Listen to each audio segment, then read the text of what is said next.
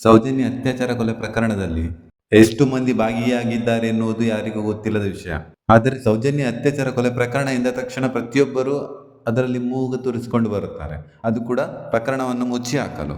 ಇದು ಯಾವುದಕ್ಕೋಸ್ಕರ ನಡೆಯುತ್ತದೆ ಎಂದು ನನಗೆ ಈಗಲೂ ಗೊತ್ತಿಲ್ಲ, ಈಗಲೂ ಗೊತ್ತಾಗುತ್ತಲೂ ಇಲ್ಲ. ಆದರೆ ಒಂದು ಹೆಣ್ಣಿನ ಅತ್ಯಾಚಾರ ಕೊಲೆ ಪ್ರಕರಣದಲ್ಲಿ ದುಡ್ಡು ಮಾಡಲು ಸಾಧ್ಯವಿದೆಯೇ? ಅಂದರೆ ಪ್ರಕರಣವನ್ನು ಮುಚ್ಚಿ ಹಾಕಿದರೂ ದುಡ್ಡು ಮಾಡಬಹುದು, ಪ್ರಕರಣದ ಬಗ್ಗೆ ಹೋರಾಡಿದರೂ ದುಡ್ಡು ಮಾಡಬಹುದು ಎನ್ನುವ ಬಗ್ಗೆ ಪ್ರತಿಯೊಂದು ಕಡೆ ಈಗ ಮಾತುಗಳು ಕೇಳಿ ಬರುತ್ತಿದೆ. ಸೌಜನ್ಯ ಪ್ರಕರಣವನ್ನು ಹಿಡಿದುಕೊಂಡು ಪರ ವಿರೋಧಗಳಿಂದ ಎಷ್ಟೋ ಮಂದಿ ಯೂಟ್ಯೂಬರ್ಗಳು ದುಡ್ಡು ಮಾಡುತ್ತಿದ್ದಾರೆ. ನೀವು ಮಾಡಿದಂಥ ದುಡ್ಡು, ನೀವು ಮಾಡಿದಂಥ ವಿಷಯಗಳಿಗೆ, ನೀವು ಹೇಳಿದ ವಿಷಯಗಳಿಗೆ ಯೂಟ್ಯೂಬ್ನಿಂದ ಬಂದಂಥ ದುಡ್ಡಾದರೆ, ನೀವು ಹೇಳಿದ ವಿಷಯಗಳು ಸರಿ ಇರಲಿ ಅಥವಾ ತಪ್ಪಿರಲಿ, ನೀವು ಹೇಳಿದಂಥ ವಿಷಯಗಳಲ್ಲಿ ತಪ್ಪಿದ್ದರೂ ಕೂಡ ಅದರಿಂದ ನಿಮಗೆ ಯೂಟ್ಯೂಬ್ನಿಂದ ದುಡ್ಡು ಬಂದಿದ್ದರೆ ನಮಗೆ ಯಾವುದೇ ರೀತಿಯ ಬೇಸರವಿಲ್ಲ. ಆದರೆ ಸೌಜನ್ಯ ಪ್ರಕರಣದ ಪರವಾಗಿ ಹೋರಾಡಲು ಅಥವಾ ಸೌಜನ್ಯ ಪ್ರಕರಣದ ವಿರುದ್ಧವಾಗಿ ಹೋರಾಡಲು ಅಥವಾ ಸೌಜನ್ಯ ಪ್ರಕರಣದ ವಿರುದ್ಧವಾಗಿ ಕೆಲವೊಂದು ವಿಚಾರಗಳನ್ನು, ನೀವು ಕೆಟ್ಟ ವಿಷಯಗಳನ್ನು ಹಬ್ಬಿಸಲು ನೀವು ಹಣ ಪಡೆಯುತ್ತಿದ್ದರೆ ಆ ಹಣ ನಿಜವಾದ ನಿಮ್ಮ ಹೋರಾಟದ ಹಣವಲ್ಲ. ನೀವು ಈ ವಿಷಯದಲ್ಲಿ ನಿಮ್ಮನ್ನು ನೀವು ಗುರುತಿಸಿಕೊಳ್ಳಲು ಅಥವಾ ನೀವು ಇದರಿಂದ ಶೈನ್ ಆಗಲು ಮಾಡಿದಂತಹ ಹಣ ಆಗಿರುತ್ತದೆ. ಆದರೆ ಸೌಜನ್ಯ ಅತ್ಯಾಚಾರ ಕೊಲೆ ವಿಚಾರದಲ್ಲಿ ತುಂಬ ಮಂದಿ ಹಣ ಮಾಡಿದ್ದಾರೆ, ತುಂಬ ಮಂದಿ ಶೈನ್ ಆಗಿದ್ದಾರೆ, ಮತ್ತು ತುಂಬ ಯೂಟ್ಯೂಬರ್ಗಳು ಇದರಿಂದ ಹೆಸರುವಾಸಿಯಾಗಿದ್ದಾರೆ. ಮತ್ತು ಅವರಿಗೆ ಈ ವಿಷಯದಿಂದ, ಸೌಜನ್ಯ ಎನ್ನುವ ವಿಷಯದಿಂದ ಹಣ ಗಳಿಸುವ ಎಲ್ಲ ಮಾರ್ಗಗಳು ಸಿಕ್ಕಿದೆ. ಸೌಜನ್ಯ ಅತ್ಯಾಚಾರ ಕೊಲೆ ಪ್ರಕರಣವು ಜನಗಳಿಗೆ ಈಗ ಒಂದು ವೇದಿಕೆಯಾಗಿದೆ. ಅದು ಯಾವ ರೀತಿ ವೇದಿಕೆಯಾಗಿದೆ ಎಂದರೆ, ಈ ವಿಷಯವಾಗಿ, ಅಂದರೆ ಸೌಜನ್ಯ ಅತ್ಯಾಚಾರ ಕೊಲೆ ಪ್ರಕರಣದ ವಿಷಯವಾಗಿ ಪರವಾಗಿರಬಹುದು ಅಥವಾ ವಿರುದ್ಧವಾಗಿ ಯಾವುದೇ ಒಬ್ಬ ವ್ಯಕ್ತಿ ತನಗೆ ತಿಳಿದಿರುವ ಮಟ್ಟಿಗೆ ತಾನು ಬಂದು ಇಲ್ಲಿ ಮಾತನಾಡಿದರೆ ಅಥವಾ ಇದರ ಬಗ್ಗೆ ಇಲ್ಲ ಸಲ್ಲದ್ದು ಮಾಡುತ್ತಾ ಹೋದರೆ ಅದಕ್ಕಾಗಿ ಒಂದು ಪೇಮೆಂಟ್ ಗಿರಾಕಿ ಅನ್ನುವರು ಇರುತ್ತಾರೆ. ಅವರುಗಳು ಅದಕ್ಕೆ ಪೇಮೆಂಟ್ ನೀಡುತ್ತಾರೆ ಎನ್ನುವ ವಿಚಾರದಿಂದ ಪ್ರಸಿದ್ಧಿ ಹೊಂದಿ ಈ ವಿಚಾರವಾಗಿ ಮಾತಾಡಿ ಯಾರು ತನ್ನ ಬಳಿ ಬಂದು ತನ್ನನ್ನು ಅಪ್ರೋಚ್ ಮಾಡ್ತಾರೆ ಅಥವಾ ತನಗೆ ಹಣ ನೀಡಿ ತಮ್ಮ ಬಳಿ ಬರಲು ಹೇಳುತ್ತಾರೆ ಎನ್ನುವುದನ್ನು ಕಾಯ್ದುಕೊಂಡು ಇರುವಂಥ ವ್ಯಕ್ತಿಗಳು ತುಂಬ ಮಂದಿ ಇದ್ದಾರೆ. ನಿಮಗೆ ಹಣ ಮಾಡಲು ಅಥವಾ ನಿಮಗೆ ತಮ್ಮನ್ನು ತಾವು ತೊಡಗಿಸಿಕೊಳ್ಳಲು ಮತ್ತು ನಿಮಗೆ ಇದರಿಂದ ಪ್ರಸಿದ್ಧಿ ಹೊಂದಲು ಈ ಒಂದು ವೇದಿಕೆ, ಅಂದರೆ ಸೌಜನ್ಯ ಪ್ರಕರಣವೇ ನಿಮಗೆ ಒಂದು ವೇದಿಕೆಯಾಗಿದೆಯಾ ಎನ್ನುವುದು ನಮ್ಮ ಪ್ರಶ್ನೆ.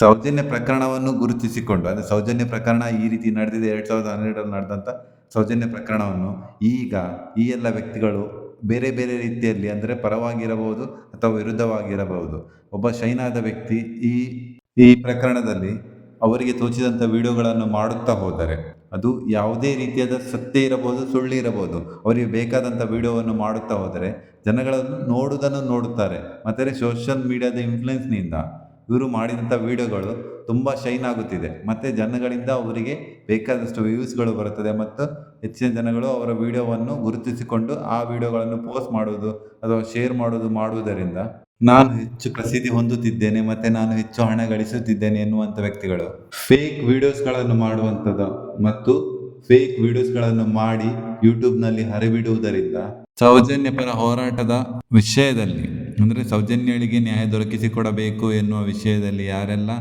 ಹೋರಾಟದ ಪರವಾಗಿ ಭಾಗಿಯಾಗಿದ್ದಾರೆ ಅಂಥ ವ್ಯಕ್ತಿಗಳ ದಾರಿ ತಪ್ಪಿಸುವ, ಅಂದರೆ ಅವರನ್ನು ಈ ವಿಚಾರದಿಂದ ಹೊರಹೋಗುವಂತೆ ಮಾಡುವಂಥ ಕೆಲಸವನ್ನು ನೀವುಗಳು ಮಾಡುತ್ತಿದ್ದೀರಾ.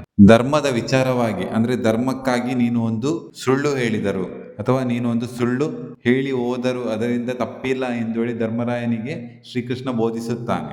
ಧರ್ಮ ಎಂದರೆ ಧರ್ಮನಿಷ್ಠೆಯಿಂದ ನಡೆಯುವಂಥ ವ್ಯಕ್ತಿಗಳೇ ಇದರಿಂದ ತಪ್ಪುಗಳನ್ನು ಮಾಡುತ್ತಾ ಹೋದರೆ, ಅಂದರೆ ತಪ್ಪುಗಳು ಅವರಿಂದ ನಡೆಯುತ್ತಾ ಹೋದರೆ ಯಾವ ಶ್ರೀಕೃಷ್ಣ ಹೇಳಿದ ಮಾತನ್ನು ನಾವು ಒಪ್ಪಬೇಕಾಗುತ್ತದೆ?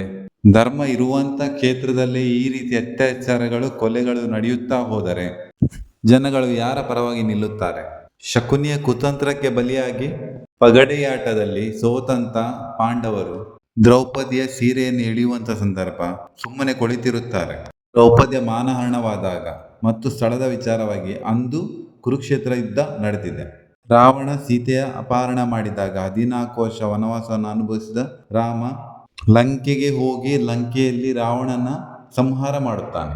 ಈ ಎರಡು ಸಂದರ್ಭಗಳಲ್ಲಿ ರಾಮಾಯಣದಲ್ಲಿ ರಾಮನಿಗೆ 14 ವರ್ಷ ವನವಾಸದ ನಂತರ ವಿಜಯ ಸಿಗುತ್ತದೆ. ಅಂದರೆ ಕಷ್ಟ ಅನುಭವಿಸಿದಂಥ ತಾಯಿ ಸೀತೆ ರಾವಣನ ದಹನದ ನಂತರ ರಾಮನನ್ನು ಬಂದು ಸೇರುತ್ತಾಳೆ. ಸೀತೆಯ ಅಪಹರಣಕ್ಕಾಗಿ ರಾಮಾಯಣ ನಡೆದಿದೆ. ತುಂಬಿದ ಆಸ್ಥಾನದಲ್ಲಿ ದ್ರೌಪದಿಯ ಮಾನಹರಣ ನಡೆದಾಗ ವಿಧಿ ಇಲ್ಲದೆ ಕೈಕಟ್ಟಿ ಕುಳಿತಿದ್ದ ಪಾಂಡವರು 12 ವರ್ಷ ವನವಾಸ ಮತ್ತು 2 ವರ್ಷ ಅಜ್ಞಾತವಾಸಗಳ ನಂತರ ಕೌರವರನ್ನು ಸೋಲಿಸಿ, ಅಂದರೆ ಕೌರವರನ್ನು ನಿರ್ನಾಮ ಮಾಡಿ ತಮ್ಮ ರಾಜ್ಯವನ್ನು ಮತ್ತು ದ್ರೌಪದಿಗಾದ ಅವಮಾನಕ್ಕೆ ಸೇಡು ತೀರಿಸಿಕೊಳ್ಳುತ್ತಾರೆ. ಎರಡೂ ಸಂದರ್ಭಗಳಲ್ಲಿ, ಮಹಾಭಾರತ ನಡೆದಂಥ ಸಂದರ್ಭದಲ್ಲಿ ಮತ್ತೆ ಕುರುಕ್ಷೇತ್ರ ನಡೆದಂಥ ಸಂದರ್ಭದಲ್ಲಿ, ಎರಡೂ ಸಂದರ್ಭಗಳಲ್ಲಿ 14 ವರ್ಷದ ನಂತರವೇ, ಅಂದರೆ 14 ವರ್ಷ ಎಲ್ಲ ರೀತಿಯ ನೋವು ಅವಮಾನಗಳನ್ನು ಅನುಭವಿಸಿದಂತಹ ರಾಮ ಮತ್ತು ಪಾಂಡವರು ವಿಜಯವನ್ನು ಅನುಭವಿಸುತ್ತಾರೆ. ಒಂದು ಹೆಣ್ಣಿಗಾದಂತಹ ಒಂದು ಅನ್ಯಾಯಕ್ಕೆ ನ್ಯಾಯವನ್ನು ಪಡೆಯುತ್ತಾರೆ. ಅದೇ ರೀತಿ ಸೌಜನ್ಯ ಪ್ರಕರಣದಲ್ಲಿ 13 ವರ್ಷಗಳಿಂದ, ಅಂದರೆ ಸೌಜನ್ಯ ಪ್ರಕರಣ ನಡೆದಾಗಿನಿಂದ ಇಲ್ಲಿಯ ತನಕ 13 ವರ್ಷಗಳಿಂದ ಈ ಪ್ರಕರಣದಲ್ಲಿ ಒಂದು ದಿನವೂ ವಿರಮಿಸದೆ ಈ ಪ್ರಕರಣದಲ್ಲಿ ದಿನಾಲು ಹೋರಾಟವನ್ನು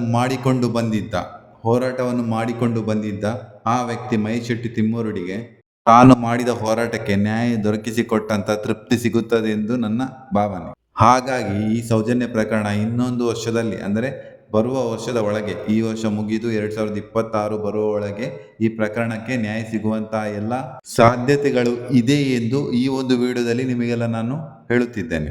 13 ವರ್ಷಗಳ ತನಕ ಅಜ್ಞಾತವಾಸವನ್ನು ಮಾಡಿದಂಥ ಆ ಒಂದು ಹೆಣ್ಣು ಮಗಳಿಗೆ, ಅಂದರೆ ಸೌಜನ್ಯ ಎನ್ನುವ ಆ ಒಂದು ಮುಗ್ಧ ಹೆಣ್ಣು ಮಗಳಿಗೆ ನ್ಯಾಯ ಸಿಗಲಿ ಎಂದು ನಾನು ದೇವರಲ್ಲಿ ಕೇಳಿಕೊಳ್ಳುವಂತಹದ್ದು. ಇಂದು ಆಕೆ ಸತ್ತು ಸ್ವರ್ಗದಲ್ಲಿರಬಹುದು. ಅಂದರೆ ಆಕೆ ಮಾಡಿದಂಥ ಆ ದಿನದ ಒಂದು ಉಪವಾಸ, ಅಂದರೆ ಬೆಳಗ್ಗೆ ಏನು ತಿನ್ನದೆ ಕಾಲೇಜಿಗೆ ಹೋಗಿರುವಂಥದ್ದು, ಸಂಜೆ 6 ಗಂಟೆ ತನಕ ಏನು ತಿನ್ನದೇ ಇರುವಂಥದ್ದು ಒಂದು ದಿನ ಕ್ರಮಿಸಿದಂತೆ ಆಗುತ್ತದೆ. ಅಂದರೆ ಆಕೆ ಏನು ತಿನ್ನದೆ ಒಂದು ದಿನವನ್ನು ಪೂರ್ಣಗೊಳಿಸಿದಂತೆ ದೇವರಿಗೆ ಹಿಡಿದಂಥ ಉಪವಾಸ ಆ ದಿನದಲ್ಲಿ ಪೂರ್ಣಗೊಂಡಿದೆ. ಅಂದು ಆಕೆ ಮಾಡಿದಂಥ ಆ ಒಂದು ಉಪವಾಸಕ್ಕೆ ಇಂದು ಆಕೆ ದೈವಿ ಶಕ್ತಿಯಾಗಿ ಮಾರ್ಪಾಡಾಗಿರಬಹುದು. ಇಷ್ಟು ವರ್ಷ ಕಳೆದರು, ಅಂದರೆ 13 ವರ್ಷಗಳನ್ನು ಕಳೆದರು, ಇಂದು ಕೂಡ ಆಕೆಯ ಆ ಒಂದು ಪ್ರಕರಣ, ಅಂದು ಆಕೆ ಅನುಭವಿಸಿದ ಆ ನೋವು ಮತ್ತು ಆಕೆ ಅನುಭವಿಸಿದಂಥ ಆ ಚಿತ್ರಹಿಂಸೆಗಳಿಗೆ ಆಕೆಯೇ ದೈವಿ ಶಕ್ತಿಯಾಗಿ ಮಾರ್ಪಾಡಾಗಿ ಶಿಕ್ಷೆ ನೀಡುವಂಥ ಕೆಲಸವನ್ನು ಆಕೆಯೇ ಮಾಡುತ್ತಿರಬಹುದು. ಸೌಜನ್ಯ ಅತ್ಯಾಚಾರ ಕೊಲೆ ಪ್ರಕರಣದ ವಿರುದ್ಧವಾಗಿ ಯಾರೆಲ್ಲ ಇಂದು ಮಾತನಾಡುತ್ತಿದ್ದಾರೆ, ಹೋರಾಟಗಳನ್ನು ಮಾಡುತ್ತಿದ್ದಾರೆ ಅಂಥ ವ್ಯಕ್ತಿಗಳಿಗೆ ನಾನು ಹೇಳುವಂಥದ್ದು, ಆ ಒಂದು ಸಂಪೂರ್ಣ ದಿನ, ಅಂದರೆ 2012 ಅಕ್ಟೋಬರ್ 9ರಂದು ನಡೆದಂಥ ಆ ಒಂದು ಸಂಪೂರ್ಣ ದಿನದ ಬಗ್ಗೆ ಯೋಚಿಸಿಕೊಳ್ಳಿ. ಆಕೆಯನ್ನು ಯಾವ ರೀತಿಯಾಗಿ ಕ್ರೌರ್ಯವಾಗಿ ಅತ್ಯಾಚಾರ ಎಸಗಲಾಗಿದೆ ಮತ್ತು ಆಕೆಯನ್ನು ಎಷ್ಟು ಕೆಟ್ಟ ರೀತಿಯಲ್ಲಿ ಸಾಯಿಸಲಾಗಿದೆ ಮತ್ತು ಆಕೆಯ ಜನನಾಂಗದ ಮೇಲೆ ಯಾವ ರೀತಿ ಮಣ್ಣು ಹಾಕಲಾಗಿದೆ ಎನ್ನುವುದರ ಬಗ್ಗೆ ನೀವು ಯೋಚಿಸಿಕೊಂಡರೆ ನಿಮ್ಮ ರಕ್ತ ಕುದಿಯುತ್ತದೆ. ಆಕೆಯ ಮೇಲೆ ಅತ್ಯಾಚಾರ ಎಸಗಿ ಆಕೆಯನ್ನು ಸಾಯಿಸಿದಂಥ ಸಂದರ್ಭ, ಆಕೆಯ ಜನನಾಂಗದಿಂದ ಬರುತ್ತಿದ್ದ ರಕ್ತವನ್ನು ನಿಲ್ಲಿಸಲಾಗದೆ ಆ ವ್ಯಕ್ತಿಗಳು ಆಕೆ ಜನನಾಂಗದಲ್ಲಿ 6 ಇಂಚಿನಷ್ಟು ಮಣ್ಣು ಹಾಕಿದ್ದಾರೆ ಎಂದು ವೈದ್ಯಕೀಯ ವಲಯದಿಂದ ಮೊದಲೇ ತಿಳಿದು ಬಂದಿದೆ. ಅಂದೇ ಆ ಒಂದು ಪೋಸ್ಟ್ಮಾರ್ಟಮ್ ಅನ್ನು ಸರಿಯಾಗಿ ಮಾಡಿದ್ದರೆ, ಆದಮ್ ಎನ್ನುವ ಆ ಒಬ್ಬ ವೈದ್ಯ ಅಂದೇ ಆ ಪೋಸ್ಟ್ಮಾರ್ಟಮ್ ರಿಪೋರ್ಟ್ ಅನ್ನು ಸರಿಯಾಗಿ ನೀಡುತ್ತಿದ್ದರೆ, ಇಂದು ಈ ಒಂದು ಪ್ರಕರಣದಲ್ಲಿ, ಅಂದರೆ ಸೌಜನ್ಯ ಅತ್ಯಾಚಾರ ಪ್ರಕರಣದಲ್ಲಿ ನಾನೇ ಆಗಲಿ ಯಾರೇ ಆಗಲಿ ಯಾವುದೇ ಒಬ್ಬ ವ್ಯಕ್ತಿ ಯಾವುದೇ ರೀತಿಯಂಥ ಮಾತುಗಳನ್ನು ಆಡುವಂಥದ್ದು ಅಥವಾ ಪರ ವಿರೋಧವಾಗಿ ಹೋರಾಟಗಳನ್ನು ಮಾಡುವಂಥದ್ದು ಖಂಡಿತ ಆಗುತ್ತಿರಲಿಲ್ಲ. ಕೊನೆಗೂ ನಾನು ಹೇಳುವಂಥದ್ದು, ಇದರಲ್ಲಿ ನಿಜವಾದ ಅಪರಾಧಿಗಳು ಯಾರು ಎಂದು ತಿಳಿದು ಅವರಿಗೆ ಅದಕ್ಕೆ ಸರಿಯಾದ ಶಿಕ್ಷೆ, ಗಲ್ಲು ಶಿಕ್ಷೆಯೇ ಆಗಬೇಕೆಂದು ನಾನು ಕೇಳಿಕೊಳ್ಳುವಂಥದ್ದು. ಈ ಒಂದು ಪ್ರಕರಣಕ್ಕೆ ತಾರ್ಕಿಕ ಅಂತ್ಯ ಕಂಡು ಯಾವುದೇ ವ್ಯಕ್ತಿಗಳು ಈ ಪ್ರಕರಣದಲ್ಲಿ ಪುನಃ ಇದೇ ವಿಷಯವಾಗಿ ಮಾತನಾಡುವಂಥದ್ದು, ಅದರ ಬಗ್ಗೆ ಹೇಳುವಂಥದ್ದು, ಅಥವಾ ಅವರದ್ದು ಸರಿ ಇವರದ್ದು ತಪ್ಪು, ಇವರು ಮಾಡುವಂಥದ್ದು ಕರೆಕ್ಟ್ ಇದೆ, ಅವರು ಮಾಡುವಂಥದ್ದು ಸರಿಯಾಗಿಲ್ಲ ಅಂತ ಹೇಳುವಂಥದ್ದು ಕೊನೆಯಾಗಲಿ. ಇದಕ್ಕೊಂದು ಸರಿಯಾದ ಅಪರಾಧಿಗಳು ಯಾರು ಎಂದು ತಿಳಿಯಲಿ. ಸೌಜನ್ಯಳಿಗೆ ನ್ಯಾಯ ಸಿಗಲಿ, ಅಂದರೆ ಸೌಜನ್ಯ ಮನೆಯವರಿಗೆ ನ್ಯಾಯ ಸಿಗಲಿ ಎಂದು ನಾನು ಕೇಳಿಕೊಳ್ಳುವುದಿಲ್ಲ, ಸೌಜನ್ಯಳಿಗೆ ನ್ಯಾಯ ಸಿಗಲಿ ಎಂದು ನಾನು ಕೇಳುವಂಥದ್ದು. ಸೌಜನ್ಯಳ ಮನೆಯವರು ಈಗ ಉತ್ತಮ ಮಟ್ಟದಲ್ಲೇ ಇದ್ದಾರೆ, ಆದರೆ ಸೌಜನ್ಯ ಎನ್ನುವ ಹೆಣ್ಣು ಮಗಳು ಅಷ್ಟೊಂದು ಕ್ರೂರ ಚಿತ್ರಹಿಂಸೆಗಳನ್ನು ಅನುಭವಿಸಿದಂಥದ್ದು. ಈ ಪ್ರಕರಣದಲ್ಲಿ ನಿಜವಾದ ಅಪರಾಧಿಗಳು ಯಾರು ಎಂದು ತಿಳಿದ ನಂತರವೇ ಈ ಪ್ರಕರಣಕ್ಕೆ ಅಂತ್ಯ ಕಾಣುವಂಥದ್ದು.